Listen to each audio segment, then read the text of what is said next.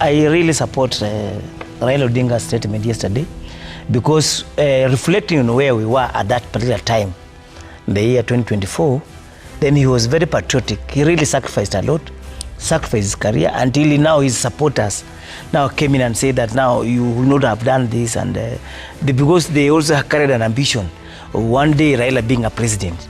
So now Raila, I'm sure he has realized that he still have his troops that are pushing him, that you must be on the ballot.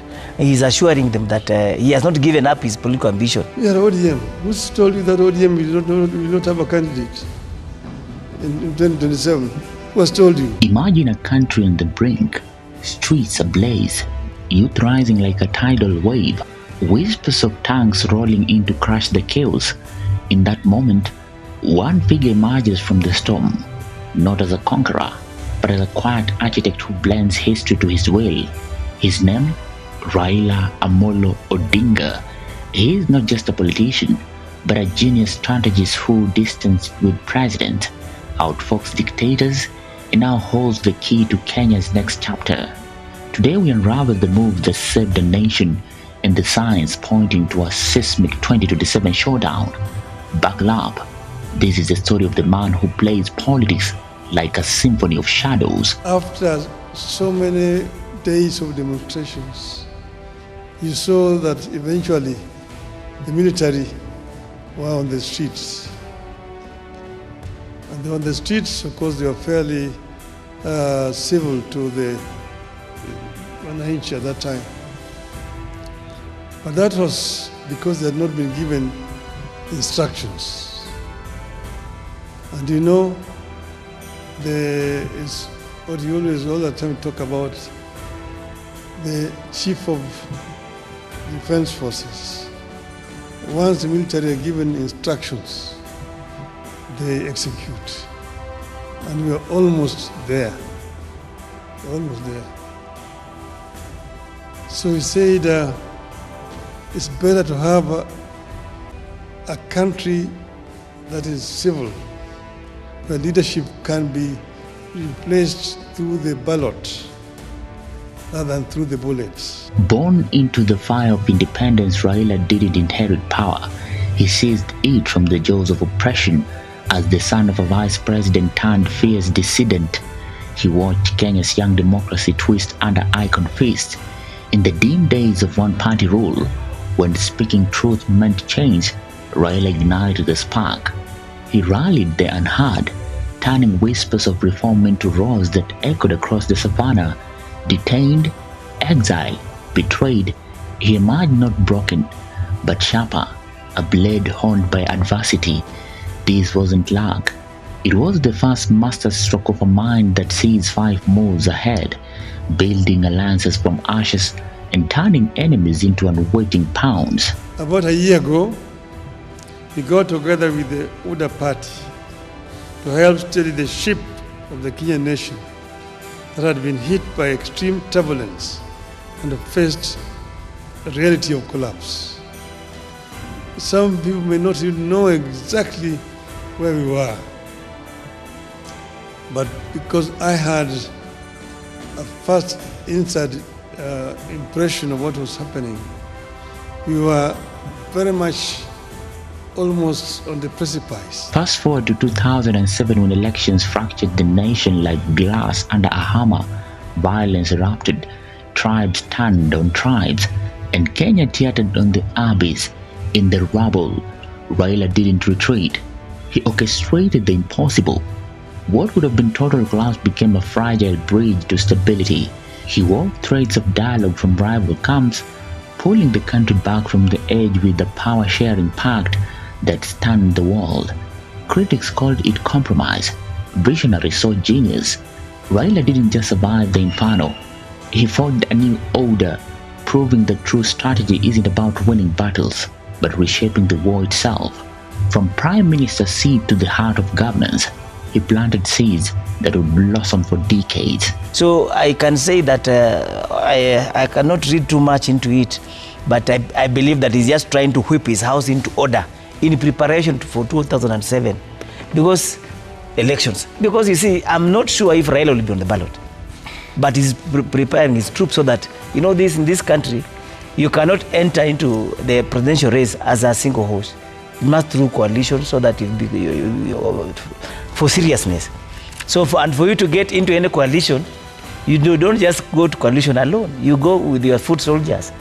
And for your foot soldiers must be prepared. So what he's doing right now is trying to prepare his foot soldiers, those who are trying to run away, and trying to bring them back and say, behold, we are not yet there, that we are not vying for president. By 2018, the board had shifted again. Fresh off another razor-thin defeat, Raila faced a fractured opposition and a triumphant rival. Instead of endless court battles, he extended a hand across the divide, a handshake that silenced cannons and mended a polarized land. This wasn't surrender, it was Sun Tzu-level brilliance.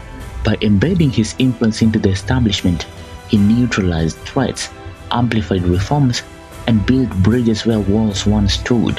While detractors fumed at the betrayal, Raila was quietly consolidating power, turning potential foes into collaborators. It is the art of the long game.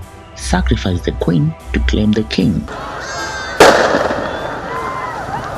Enter the Generation Z storm of 2024, a youthquake that shook the foundations. Social media fueled fury over taxes and graft, streets filled with a generation unbound by old loyalties. The air crackled with danger, not just unrest, but the spectre of darker forces, uniformed shadows cycling, ready to impose order with force. In this power keg, Raila made his boldest play yet. Stepping into the broad-based government wasn't about comfort or concession, it was a calculated shield. By aligning key allies with the administration, he diffused the bomb, channeling expert hands into critical roles to steady the ship of state. Whispers in the corridors revealed the unspoken truth. This move forestalled a military champ-down that could have plunged Kenya into endless night. That was one of the reasons why we did what we did at that time. The coming together started informally, with some of our members joining the government. We later formalized the arrangements through a memorandum of understanding, signed publicly with ODA and shared widely with the public. This far, a core agenda of our coming together has been achieved. Raila, ever the guardian, chose national salvation over partisan purity, proving his genius lies in seeing threats, others ignore. But geniuses don't rest on laurels, they reload. Even as stability holds under the broad-based umbrella, faint signals flicker from ODM's camp. Party gatherings hum with talk of fresh mandates, parliamentary whispers hint at untapped ambitions, and grassroots networks pulse with renewed vigor. Despite the current pact, the roadmap points unmistakably to 2027, a presidential contender rising from the ranks, ready to challenge the throne. This isn't division, it is diversification, maintaining leverage now while priming the launch pad for tomorrow. Raila's orchestration ensures ODM emerges stronger, united and unyielding, into triumphant resurgence. The moment you find that Raila is supposed to be, the opposition leader in terms of the architecture that we have, but now he's ideally in actually government itself, and together with his troops. But he's still the same person who comes and tells you that now we are not in government. Remember when he says this, the so-called experts have come out clearly and they have said, and they've said it in the presence of the president, we are with you and we are going with you all the way to 2032. And those are very key people in ODM. What makes Raila tick? It is the blend of unyielding vision and velvet-gloved cunning. He has commanded nearly half the nation's pulse for decades, outlasting regimes and rivals with a strategist precision. From detention cells to dialogue tables, he has turned every setback into setup, every alliance into arsenal. Critics decry the maneuvers as self-serving. Admirers hail the patriotism that puts Kenya first. In truth, he is both the patriot who risks all, the fox who slips every trap. As one observer noted, Raila doesn't just play the game, he rewrites the rules.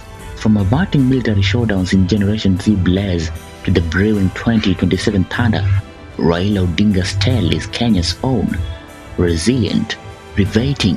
Raila himself, in a funeral just the other day, repeated these same sentiments there.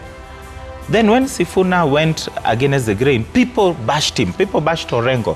What are you saying and you are going against what Baba said? Tomorrow, Baba now has done an about turn, and you can see what he said yesterday. And you can see Junet, who was among the people who were, bashing the Sifunas, is now saying what Baba says refer to the speech. Yes. Now you wonder. As the horizon nears, one question bounds. Will this mastermind claim the crown at last, or crown another in his image? The board is set. Share your thoughts in the comment section below. For Maisha TV, I'm William Juma.